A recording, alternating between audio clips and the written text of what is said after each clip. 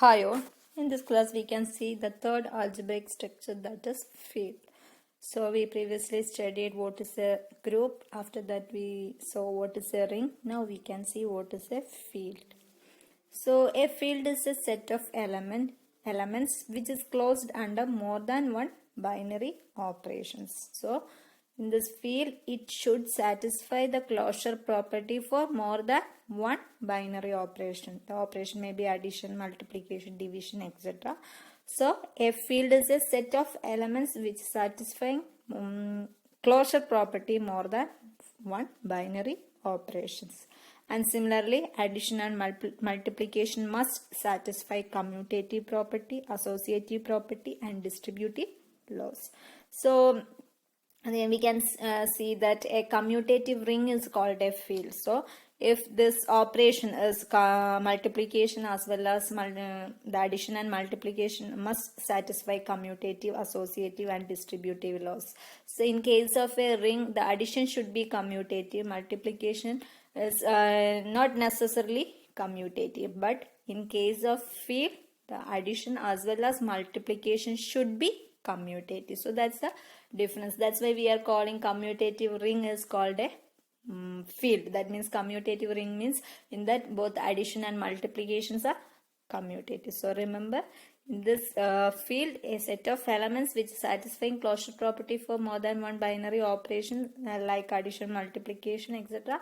Similarly, the multiplication and addition should be commutative, associative, and distributive. So we can say that set of elements is form a field. So we can represent it as there should be a set of elements and there should be defined for the addition as well as multiplication operator. So plus symbol represent the addition operation and that dot symbol represent the multiplication operation. So remember, a commutative ring is called as a field.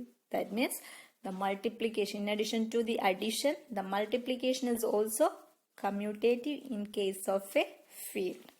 So we can see what are the properties, what are the conditions for a set of elements is said to be field. Let F be a set of elements on which two binary operations called addition and multiplications are defined. The set F together with the two binary operation, that is multiplication and addition, is field if the following conditions are satisfied. So we need to, in case of ring as well as in case of field, we need to define two operation, but in case of group we have only one operation together with set of elements satisfying some conditions are called as group. Similarly for ring, two operation together with some set of elements are satisfy some conditions, then we can say it as a ring. And for field also, two operations are defined together with a set of elements satisfying some conditions, we can say it as a field. So we can see what are the conditions that must satisfy by the set of elements in a field. So we can see that first condition is that F is a commutative group under addition. So addition should be commutative group. So next condition is the set of non-zero element in F is a commutative group under multiplication. So both addition as well as multiplication should be commutative in case of field, and for multiplication we need to check only the non-zero elements. There is for zero element there is no multiplicative inverse. So we can say that for non-zero elements only we need to check whether it is a commutative group under multiplication. Addition should be commutative over all the elements. So that's the two main conditions for a set of elements to be field. So we know how we can check the commutative group. So for that, first we need to check the closure property, and second we need to check whether it is associative or not, and next we need to check the existence of identity, then we need to check existence of inverse element, then last for commutative property we need to check whether it is commutative. That means A operated on B should be equal to B operated on A. So that is the commutative group. So we already studied how we can check a set of elements as a group as well as commutative group. So you can refer that video. So while writing this field property, you should write the properties of commutative group also, because this field is commutative group under addition as well as multiplication. So you need to define how a set of elements form commutative group. So then we can see the next condition is multiplication is distributive over addition, that is for any three elements a, b and c in F. A into b plus c should be equal to a into b plus a into c. That means multiplication is distributive. And next is, these are the three conditions that field must be satisfied. And next we can see the number of elements in a field is called as order, and finite field means it consists of only finite number of elements. So we need to see what is Galois field and etc. later. So you remember that the number of elements in a field is called its order, as well as the number of elements, if it is finite, then we can call it as a finite field.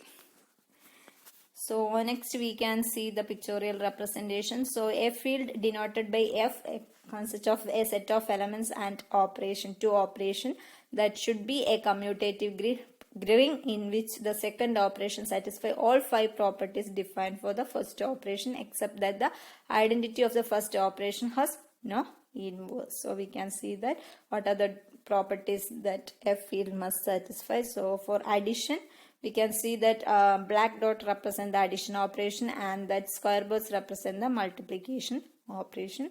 So we can see that the addition should be closure, associative, commutative, existence of identity and existence of inverse is there.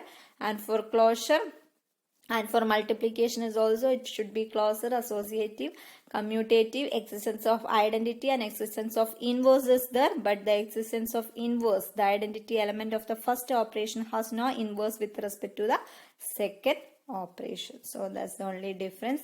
The identity element of the first operation has no inverse with respect to the second operation. So here we need to check only the non-zero elements only, whether it have identity element or whether it have existence, whether it have inverse or not.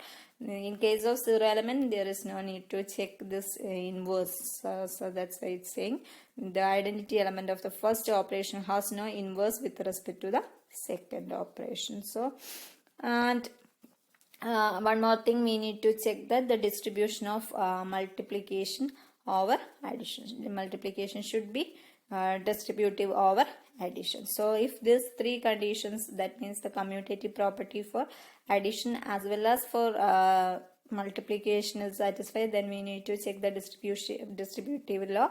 Then if all these conditions are satisfied, then we can say that that set of elements form a field. So next we can see what are the properties of this field. So the first property is saying that for every element A in a field, A into 0 is equal to 0 into A equal to 0. So we need to prove this property. So the property is saying that if we are multiplied with 0 or 0 into A should be equal to 0, where A is an element in the field. So we need to prove this. So for that we can first consider this element A itself. So we can say that this A is, we can write as A into 1, because A into 1 is A itself. Then again we can replace this 1, that is called 1 as the multiplicative identity. So if 1 is multiplied with every number, you will get that number itself. So we can write this as 1 as multiplicative identity. So that we can represent this A as A into 1 or 1 into A. We can represent in any order. So next we can represent this 1 as 1 plus 0, because 1 plus 0 is 1 itself, because 0 is the additive identity. So we can write this A as A into 1 plus 0 or A as 1 plus 0 into A. Then we can distributive this multiplication, that means A is equal to A into 1 plus A into 0. That means multiplication is distributive over addition. Similarly, this right hand side expression we can write as A equal to 1 into A plus 0 into A. So you will again get it as A into 1 is A itself. So you will get it as A equal to A plus A into 0. Here also A is equal to A plus A 0 into A. So next we are adding minus A to both sides. So you will get minus A plus A is equal to minus A plus A into 0, and this side minus A plus A is equal to minus A plus 0 into a. We are both side we are added a minus a. So the effect is same. So because minus a is additive inverse of a, that's that property. So that property we applied, that minus a is the additive inverse of a itself. So we can say that this minus a plus a is 0 itself. Again minus a plus a is 0. So you will get 0 is equal to 0 plus a into 0. And this side also 0 is equal to 0 plus 0 into a. So 0 plus a into 0 is a into 0 itself, because 0 is the additive identity. So we can write as 0 is equal to a into 0, and this side 0 is equal to 0 into a. So we can say that 0 is equal to a into 0 is equal to 0 into a. So that's our first property. For any element in every element a in a field, a into 0 is equal to 0 into a equal to 0. So this is our first property. Next we can see what is the second property. Second property says that for any two non-zero elements a and b in a field, if a into b is not equal to 0, that means this is a direct consequence of the fact that the non-zero elements of a field are closed under multiplication. So for any two non-zero elements a and b in a field, a into b not equal to 0. So if either a equal to 0 or either b equal to 0, then only this a into b becomes 0. Otherwise, if a and b are non-zero elements, then the product is always a non-zero element itself, because the multiplication is closed. This multiplication is satisfying the closure property. So next we can see the third property. If a into b equal to 0 and a not equal to 0, then b equal to 0 itself. We already said that if a and b are non-zero elements, then the product is always a non-zero element. Similarly, if we are obtain this a product of a and b as 0, either a is 0 or b is 0. If a is not equal to 0, then obviously b should be equal to 0. So this is the direct consequence of property 2 itself. Next we can see what is the next property, fourth property of this field. So for any two non-zero elements, we can say that for any two non-zero elements a and b in a field, a into minus b should be equal to minus a into b is equal to minus of a into b. So we need to prove this. So first we can take this element 0. So we can represent 0 as 0 into b.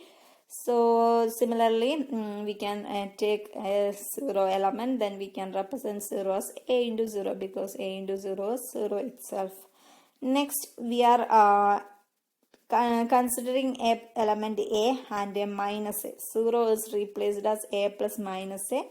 0 is expressed as a plus minus a, and similarly on right hand side 0 is represented as b plus minus b, because minus a and minus b are additive inverse of a and b. So if you are added an element with its additive inverse, you will get this result as 0. So in this left hand side we are replaced a 0 as a plus minus a, and for right hand side we are replaced 0 as b plus minus b. Then we can expand this expression using the property multiplication is distributive over addition. So you will get it as 0 is equal to a into b plus minus a into b. Similarly this side 0 is equal to a into b plus a into minus b. So we can say that. So now we can write it as 0 is equal to a into b plus minus of a into b, and this right hand side again 0 is equal to a into b plus a into minus b. So we can take this a into b on this left hand side. That means a into b becomes minus of a into b is equal to minus a into b. And similarly here we can see that minus of a into b is equal to a into minus b. So our property is that minus a into b is equal to a into minus b equal to minus of ab. So this both side we have minus of a into b is there. So we can write it as minus of a into b is equal to minus a into b is equal to a into minus b. So this is our fourth property. So for any two elements a and b in a field, we can say that a into minus b is equal to minus a into b is equal to minus of a into b. Next, we can see our fifth property. That means if a is not equal to 0, then a into b equal to a into c implies that b equal to c. So if a is a non-zero element, then if you are multiplied with b, a into b should be equal to a into c. Then that says that b is equal to c. So we can prove this. So since a is a non-zero element in the field, it has a multiplicative inverse a inverse. So multiplying both side of a into b is equal to a into c by a inverse. So we can say that a is a non-zero element. So we already said that if it is a field, every non-zero element should have an inverse. Multiplicative inverse is there. For zero element only, there is no multiplicative inverse. So for if a is a non-zero element and it is an element in a field, then there should be an a inverse. So we can multiply this equation a into b is equal to a into c with this inverse of a. So you will get it as a inverse into a into b is equal to a inverse into a into c. Then we already said that this multiplication is associative. So we can write it as a inverse into a into b is equal to a inverse into a into c. So if a inverse is multiplicative inverse of a, then its product should be equal to 1. So we can write it as 1 into b is equal to 1 into c, or we can write it as b equal to c. So that's the fifth property of a field. So that's all about the properties of field. So you should remember what are the properties of a field. So first property, that if for every element a in a field, a into 0 should be equal to 0 into a equal to 0. And the next property, if a into b is not equal to 0, means a and b are non-zero elements. And if a into b equal to 0 and a is not equal to 0, means b should be equal to 0. And the fourth property is for any two elements a and b in a field, a into minus b is equal to minus a into b is equal to minus of a into b. So that's our fourth property. And the fifth property is a not equal to 0. That means a is a non-zero element. Then a into b equal to a into c. Then we can say that b should be equal. So these are the different properties of a